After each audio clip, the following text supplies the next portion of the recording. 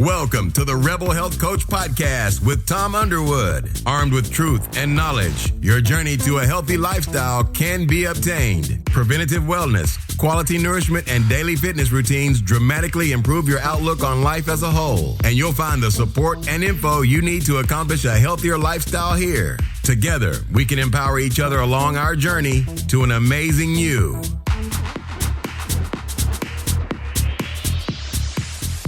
Rebecca, welcome to the Rebel Health Coach Podcast. Thank you for taking the time to join me today to discuss your book, The Multi-Orgasmic Diet.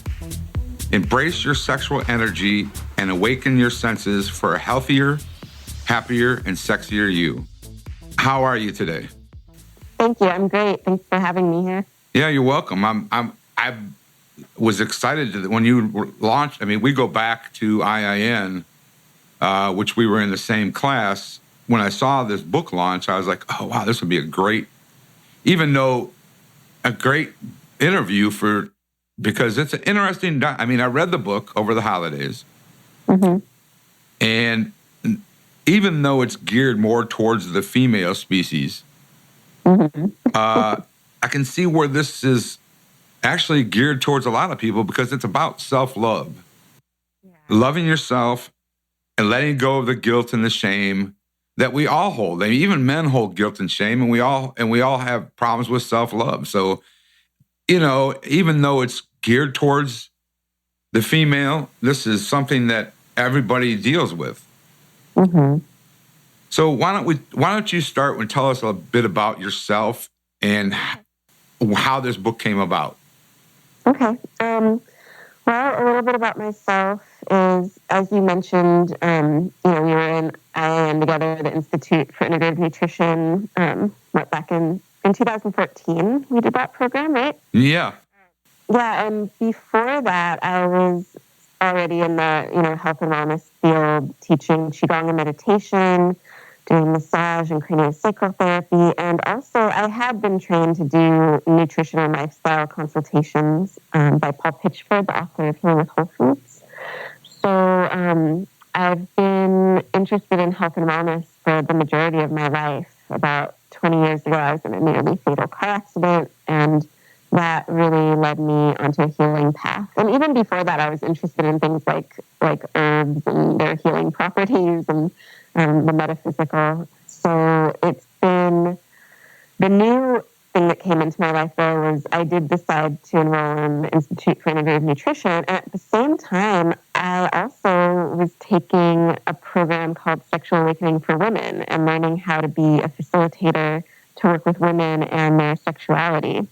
So this book, it's funny, it wasn't until my first interview after publishing that I realized that it's really a culmination of everything that I've been doing for years. And I guess when I was writing it, I didn't really look at it that way. But then when I share, what kind of work I've been doing, I'm like, oh yeah, all of that's in this book. So it all came together in the book. And it wasn't, a thought out, intentional thing like, okay, well, here's how I'm going to put it all together. It really just came through in an inspired way.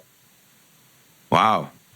That's good. I mean, that's amazing that you've done this, and it's amazing that you stepped up to the plate and published this. And thank you.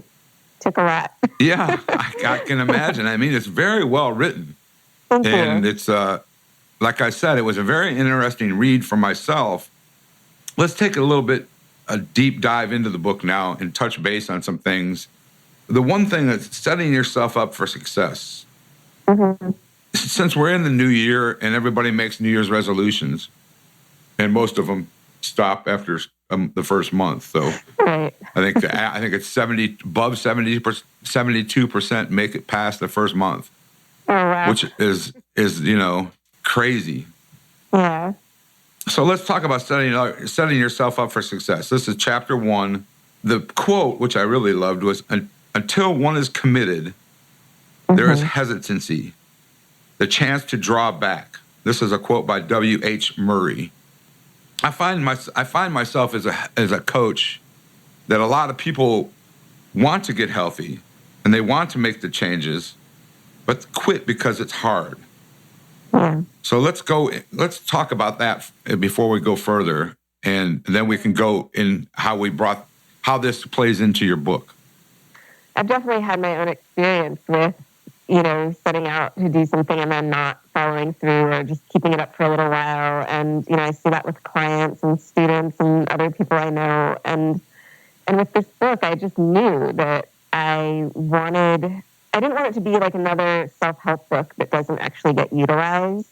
So I really wanted it to feel as much as possible like I'm there with the reader, like, as a coach, but setting you up to have success without necessarily working with anyone one-on-one or in group coaching. But that's always an option too. But I just really wanted to bring to light the things that often do get in the way, like call it out, like the resistance that we feel, or even starting to read the book, or if you have some other goal you're working on, thinking like, oh, like this isn't really going to work, or why bother, or I don't have time for it, so like all the things that can get in the way, I wanted to just bring them put them on the table and show how to deal with them and just acknowledge them. Right. And throughout the book, you stay connected. I mean, there's a lot of places where you can log in and you have a lot of exercises in the chapters of different modalities to help you through this book. You have different aspects of, you have exercises, I think, in every chapter almost. Yeah. Yeah, because, I mean, even just kind of backtracking to the title of the book, the Multi-Orgasmic Diet, it's not, we've talked about this, I think, through messages, it's not like an orgasm technique book, and it's not a regular diet book. So the actual menu, instead of it being food, it's these practices. So yeah, there are over 80 practices, and then there's bonus material too. And even that, I felt like that could feel overwhelming to people. So I wanted to really provide options for people to layer it in, or go at their own pace, just do what feels right without feeling discouraged. Like, oh, I can't do it all. There is no all to do. It's totally up to you. You even have some videos for people to look at and watch as you go through this book on different techniques and breathing techniques, and it's like I said, I think that I've got more. I mean, we have over 100 and some books out. I mean, diet things on the market, and who knows how many diet books have been written. Mm-hmm. But this one is just different. It sticks out, and I like the way you go through in the beginning and talk about your self-love part and getting to know yourself. And we're going to go there in a minute, but the multi-orgasmic diet is more than just a diet. This is a quote that it's more than just a diet. It's a way of being turned on by life so that you're satisfied and totally alive, which I love that quote. And that's, a lot of us walk through life with our heads down and not happy. We all have issues and we all have problems. I mean, none of us was without a problem. So addressing those things and being happy through those is hard to do sometimes. So I like that this book addresses that. Maybe you could just dig a little deeper into that before we go into the chi and the sexual energy and the... Yeah, well, I mean, a lot of this book comes from my own experience. I mean, some of it's from experience with clients and students and other people, but a lot of it is based on my own experience. And I've had a lot of struggles, and I've had a lot of, dark times, and I have found ways to, in my core, like to know that everything's going to be all right, or ways to bring myself out of it when I'm feeling down or challenged. So I just really wanted to help other people, to feel more fully alive and to know deep within that, that they're good, that life is good, that, that the hard times will pass, the sun is always shining, but without spiritually bypassing or being in denial of what is, challenging or what your negative feelings are. All right. That's good. Yeah. I mean... And the first thing that really helped me in my life was Qigong, specifically Shengzhen Qigong. I know you said you wanted to get into that in a minute, but that was like the first thing where I'm like, oh, wow, this is really an amazing practice to help me feel more love and joy. Let's go there right. I mean, let's go. That's for the next subject anyway. Let's go there right now. Let's talk about these because I'm not familiar with this I myself. I mean, I meditate. I'm a really bad meditator. Mm-hmm. And my mind just goes. Yeah, but that's common. I mean, I was laughing at something like, well, what is it to be a bad meditator? If you're even just sitting there trying, I mean, part of the practice is, the mind does wander and you're supposed to just keep coming back. And over time, hopefully it gets better. I'm not a bad meditator then. No, I wouldn't say you're a bad meditator. Maybe you're a novice, a beginning meditator.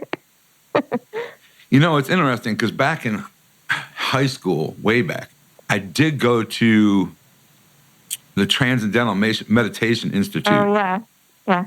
And you can be a beginner for decades. Yeah, and I loved it, but I just, it's one of those practices you really got to do on a regular basis. Yeah. So let's talk about the Qi, and is it Qi Gong? Yeah. Okay. Yeah, Qi is vital life force energy, and it's the energy that's dealt with too in acupuncture. Like when they put in needles, it's to get that Qi, that energy flowing.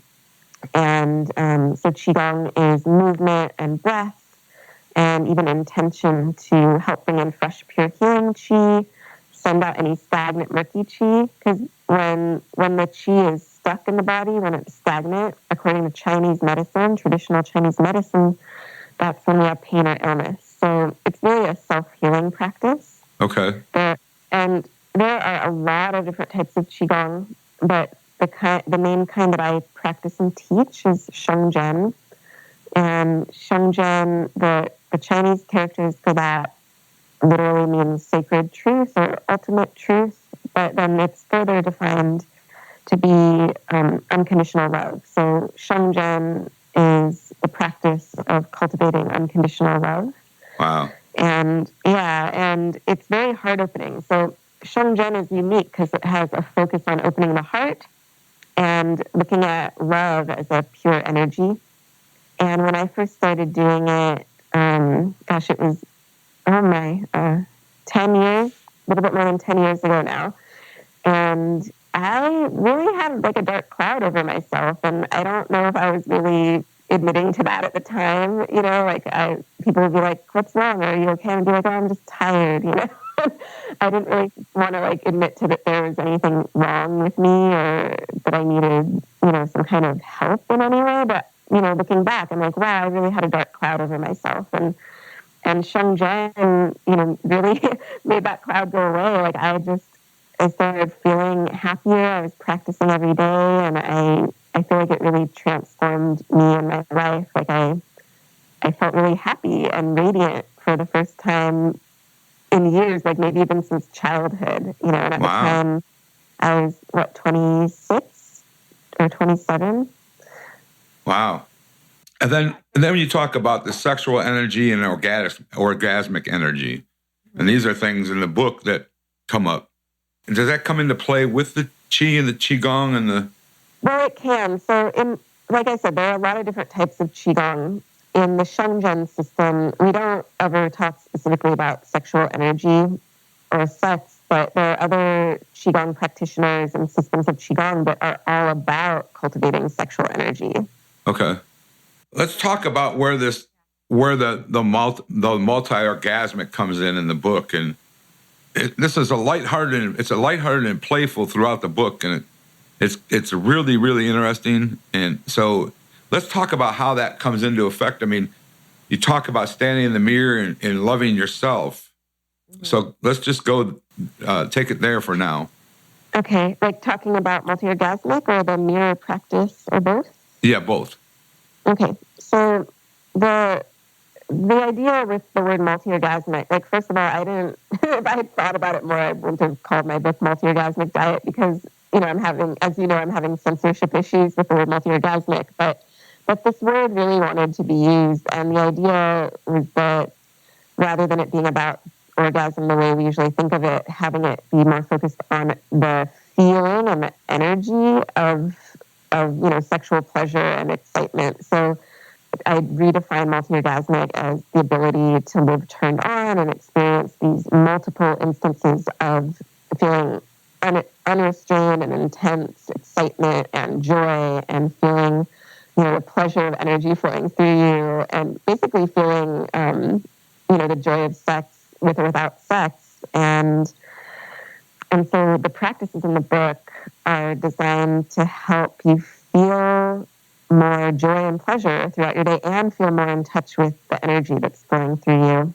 to feel more energized, to feel fulfilled. And, self-love is a big part of it too, especially in terms of, there are two types of readers, I think, for this book. Maybe there are more, but two main ones. And one type of reader would be someone who does overeat or have emotional eating habits. So one way to address that really is to practice self-love. And one practice that I really like is looking in the mirror, whether it's just looking into your own eyes, like eye gazing, or looking at your whole body, ideally naked. But if you're not ready for that, you can keep your clothes on, but eventually, looking at your whole body in the mirror naked, and just giving yourself love and compassion. Through that, then, that's the foundation, and then you can feel more pleasure. I'm sure there are people who actually don't feel a lot of self-love or even feel self-loathing who do feel a lot of sexual pleasure. But my approach is let's have a foundation of self-love. Right. But ultimately, I want you to feel good however you have to get there. So if you need the pleasure, sex, sexual pleasure first to lead you into a heart-centered self-love, great. But for some people, it's going to be the other way around. We're talking a little bit about what we all do when we are down in the dumps, and that's eat poorly. And you were just saying that, the self-love and the self-respect to your body, something that we hold inside, makes us crave things, especially when, I live in Atlanta, you're in Oregon, right? Seattle, yeah. And this time of year is tough on everybody. Suicide rates are the highest this time of year. Mm-hmm. And I know myself, one of my things, and I thought it was really funny, is that my first go-to when I'm down is Ben & Jerry's Chunky Monkey. So yeah. I snickered when I read that in the book. I'm like, okay. You're not the only one. Yeah. So quality of empty energy, filling yourself up with empty calories is from your book. And you go into the Chunky Monkey, or not the Chunky Monkey per se, that's just my favorite. You talk about the Ben & Jerry's. Yeah. And then you go in and talk about the alternative and how much better you feel eating the alternative. Yeah. Let's touch on that one real quick. And then there's the automobile analogy in there too, which is, both of them were awesome.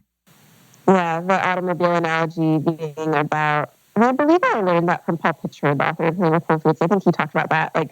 The kind of fuel you put into a car really affects how it runs, right? So, when we eat, we're putting this energy into our body, and we need to think about the quality of it. So, with the Ben & Jerry's, what could be a substitute for that? In the book I talk about, coconut bliss, some kind of non-dairy, or, depending on what kind of sweetener they use, maybe it's going to be better for you.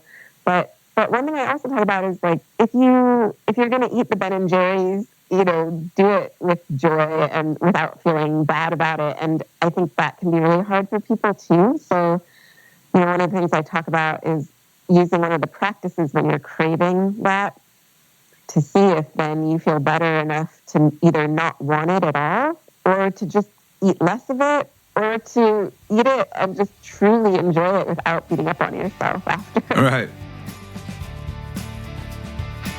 And now a word from our sponsor. We'll be back in a minute. We all know that eating healthy is a part of becoming a better person. But if you're finding the organic and non-toxic products too expensive or hard to find, then ThriveMarket.com, the healthy online shopping club, is your solution.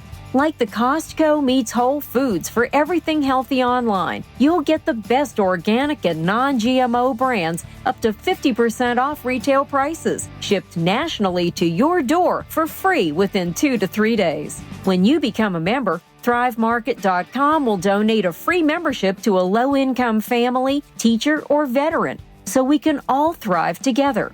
You never have to pay full price for healthy food again. Go to thrivemarket.com/therebelhealthcoach to get your free jar of coconut oil and 15% off your first order. This offer is valued at $18 and available for our listeners only on this special link. So here it is again, thrivemarket.com/therebelhealthcoach.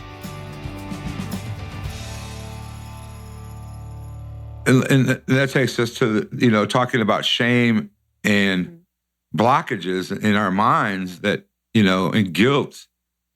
I don't think there's a human alive that doesn't have shame for either the past or shame for the present or guilt.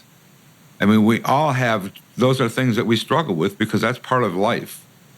So, but you have a great chapter of overcoming the barriers and the guilt, overcoming them and fixing, looking at yourself and saying, it's okay. Yeah. I've had to learn for myself and with working with other people that whatever we're feeling is okay, and even to not force ourselves to shift out of feeling bad if we're not ready to, just really give into it. Like, okay, it's okay to feel shitty. Am I allowed to say that? Yeah, you can say shitty. It's the Rebel Health Coach podcast. You can say almost anything. All right. So that, not to make yourself feel worse because they're feeling bad, right? Right. And again, it's about like love for yourself and compassion and to just let yourself feel your feelings, and including the feeling of like, if you really want to like pleasure yourself by eating Ben & Jerry's, so like just being honest and allowing with yourself for whatever your reality is, for whatever you're really feeling and wanting. And yeah, the barriers, overcoming barriers to orgasm chapter, it's not just about, it's like I said, it's not an orgasm technique book. So it's really about, it extends to like other types of issues that these barriers create. So yeah, dealing with shame and guilt and learning how to let go more and relax more and just relax into enjoying life and into accepting the way things are. And you also have, in the barriers, I believe it is in the barriers chapter, you have a contract, pretty much a contract to yourself. I think it's in that chapter. Are you talking about the permission slips? Yeah, the permissions, and then there's a contract in the beginning of the book too, like for the whole Multi-Orgasmic Diet. Yeah, the contract in the beginning of the book. Oh, this is the one. Yeah, the permission slips. That's it. Sorry. Yeah, and those I got those from Marsha. Oh gosh, I hope I don't butcher her last name. Marsha Baczynski, who she's the co-founder of Cuddle Parties, and I have attended a couple of workshops with her, and she gave me permission to share her permission. She has cuddle parties? Yeah. Oh wow. Okay. Yeah.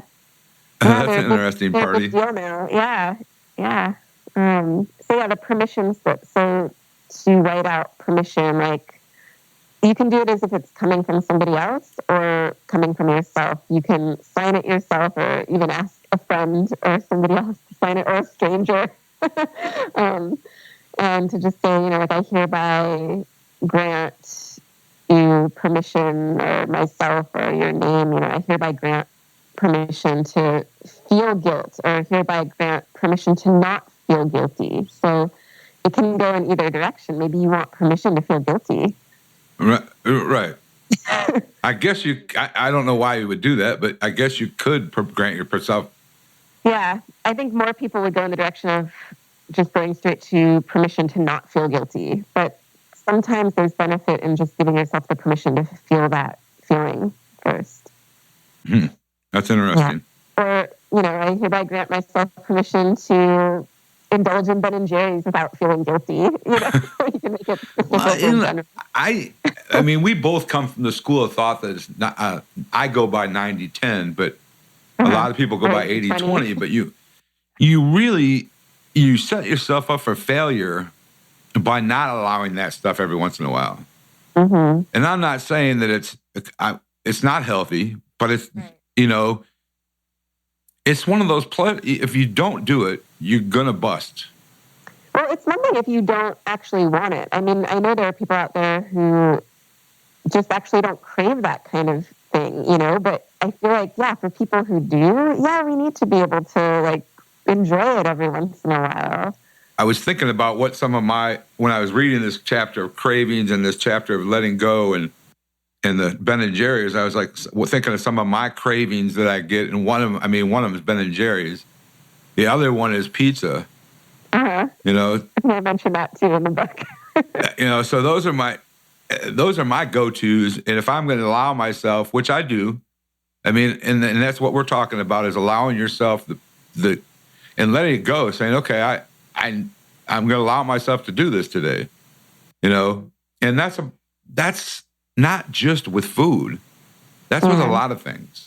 Yeah, that's the whole point, is I really want this book to help people live more fully alive. And to live fully alive, you got to be willing to let yourself do and have the things that you want to do and have. Well, that brings us down into the why this is not just an ordinary diet book, because I say the word diet's a 4-letter word, because it's more of a lifestyle change.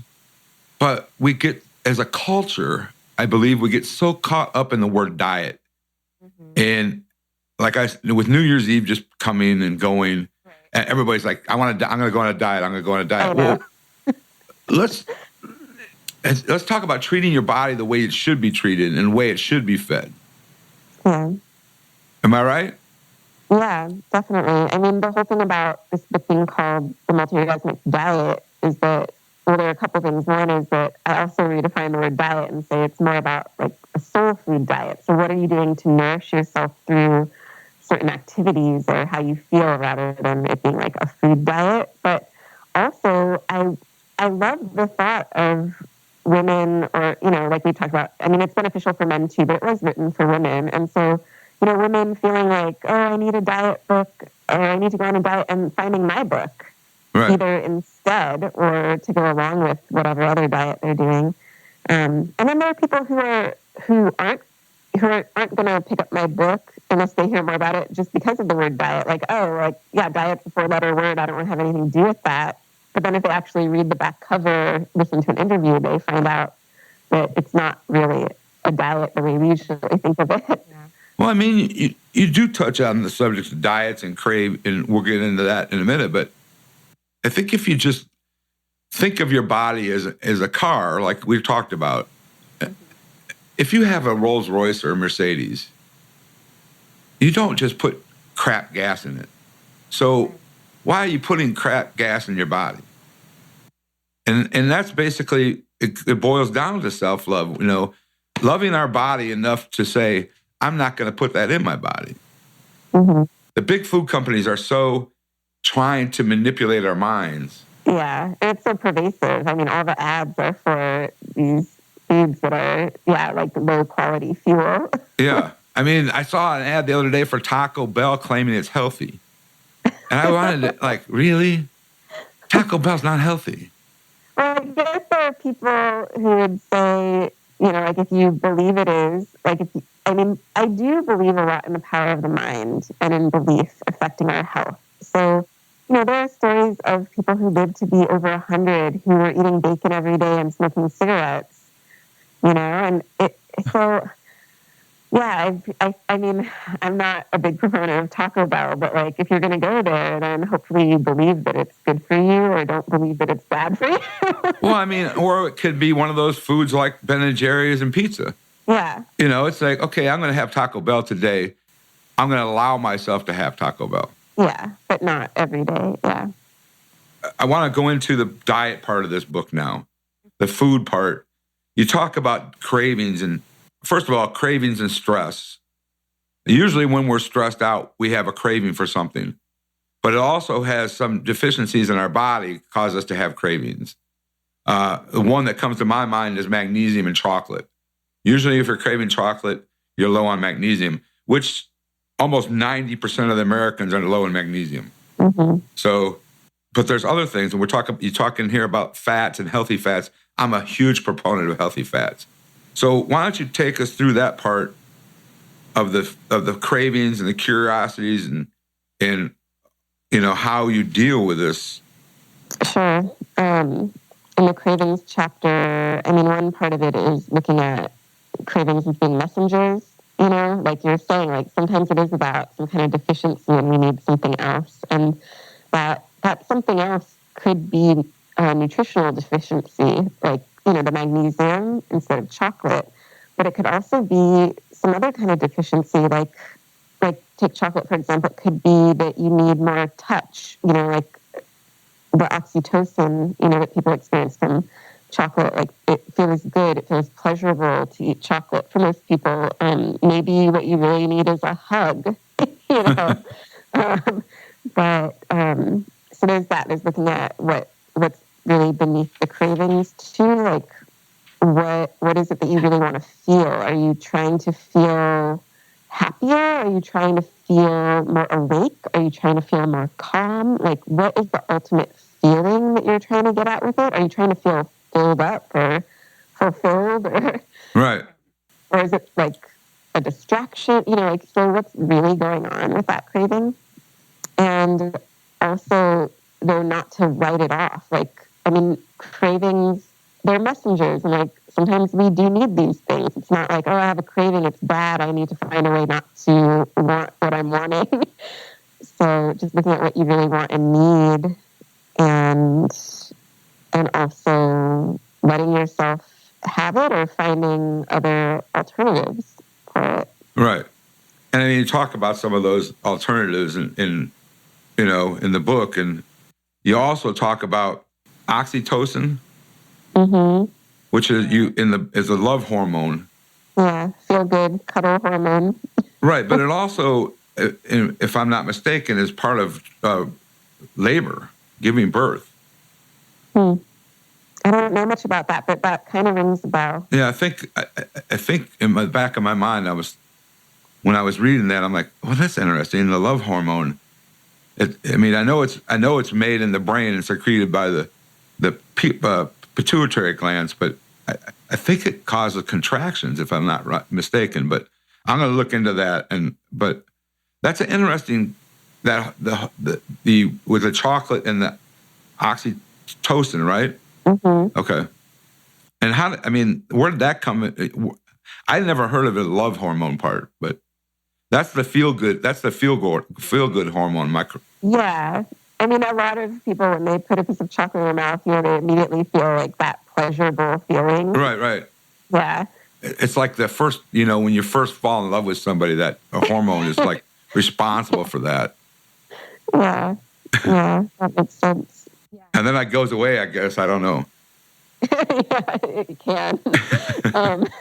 You're mentioning that you're a big proponent of healthy fats, and I think a lot of people kind of view fat as the enemy, especially anyone who is looking for a diet book having to do with, there are all kinds of different diets. Some of them have nothing to do with weight or fat, but anyone who's concerned about their weight would be like, oh, fat. Maybe not anyone, but a lot of people view fat as the enemy. And so I even had a practice in a book about befriending fat, viewing it as a good thing, both in terms of when you eat it and even the fat, on your body, that, even if it's excessive fat, maybe it's there trying to protect you. And okay, well, what are you trying to protect yourself from? Can't you feel safe to let it go, without damning it? But just to be thanks for trying to protect me from whatever, but, I'm fine. You can shut away when you're ready. Right. That's good. That's really good. Fat is sexy to me. Not fat on your body, but, just good, healthy fats are good for your brain. They're good for just overall healthy function of your body. And also, since it's also good for orgasms. I mean, it's a lubricant. Yeah, it's important. Yeah. You also talk about the chia seed pudding being the multiple mouth orgasm. I got a kick out of that. I'm like, I never thought of my chia seed pudding that way. I know. I was wondering when nobody's asked me about that yet, and I was thinking that's one of those things. I mean, I'm pretty candid in the book and share a lot. That was one of those things where after I was kind of like, oh my God, like, do I really want to share that?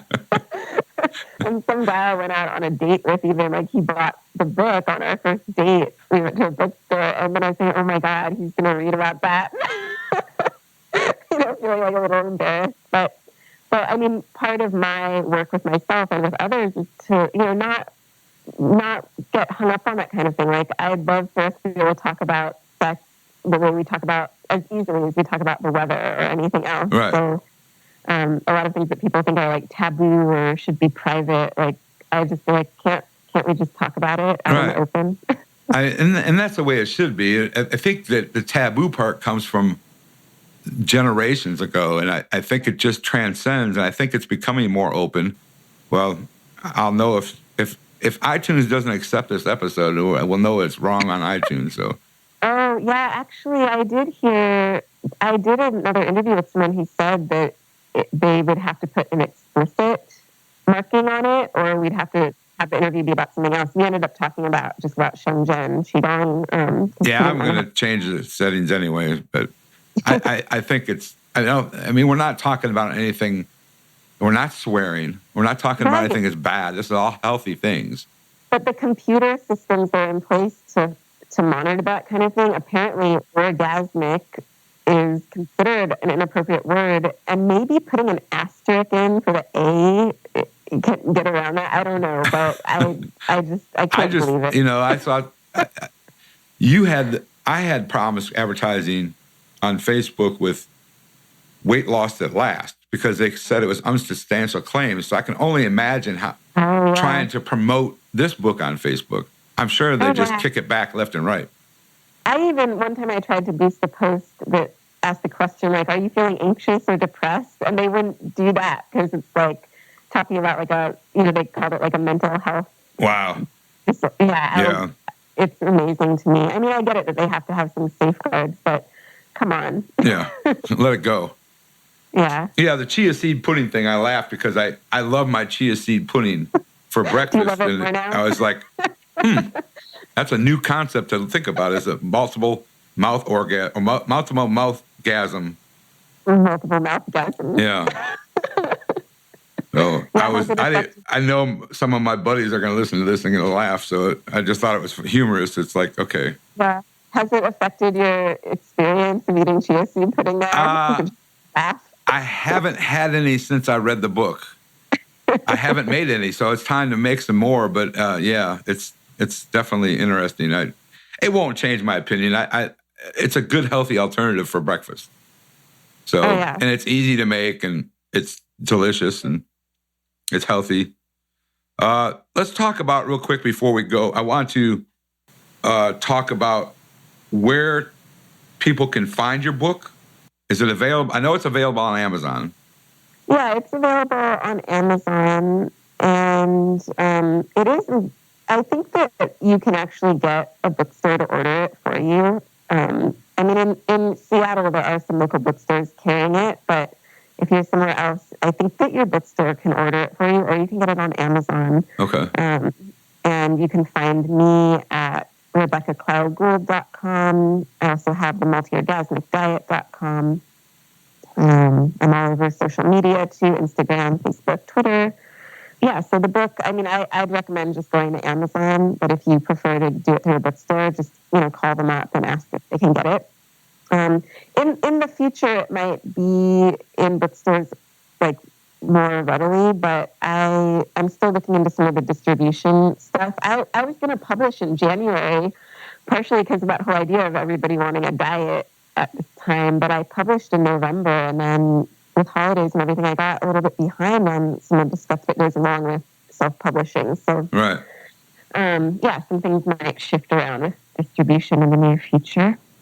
Well, I'm going to just say that this is a great book. Thank you. I enjoyed it. Is like I said, it wasn't written for me.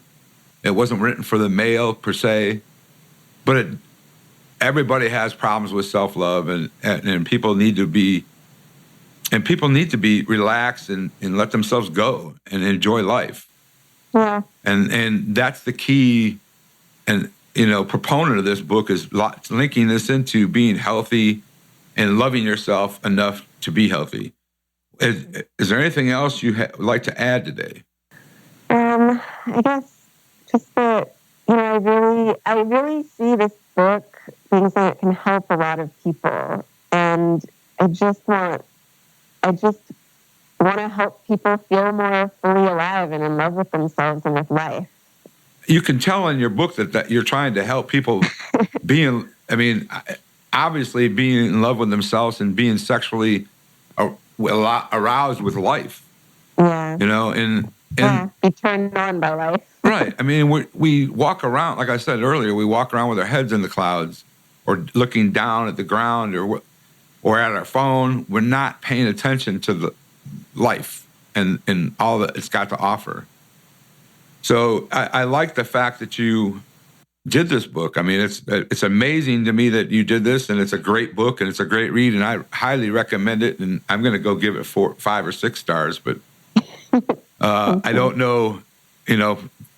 I was like, okay, what am I going to write on here? So, but yeah, it is a good book, and I think it's definitely worth going out there and purchasing. It took a lot to put this book out there, and because I have a decent following, but it's not like I have some huge mailing list or I'm some famous person. So it really helps too through word of mouth to get the word out there about the book. So I guess one thing I'd say is if you get the book and you like it, or if you think of somebody that that might like it, to recommend it.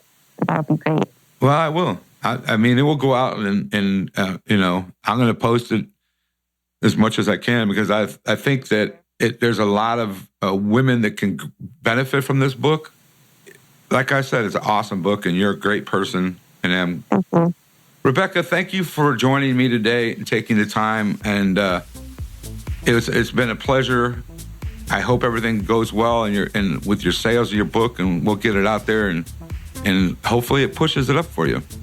Thank you so much. I really enjoyed talking to you today. Thank you. All right. Thank you. Thank you for listening to today's episode of the Rebel Health Coach Podcast. Please go to my website, www.tomunderwood.net. That's THOM underwood.net, and grab yourself a copy of my free ebook, 11 Surprisingly Easy Changes to Be Your Best Self. It's under the freebies tab at the top of the page. This will also sign you up for my monthly newsletter, and I promise not to blast you with endless BS emails. Also, if you'd like to book a 1-hour consultation with me, at the bottom of the homepage, just click on the button, schedule a free 1-hour consultation. And if you really enjoyed this show, please go to iTunes and rate the show and leave me a comment. Have a blessed day.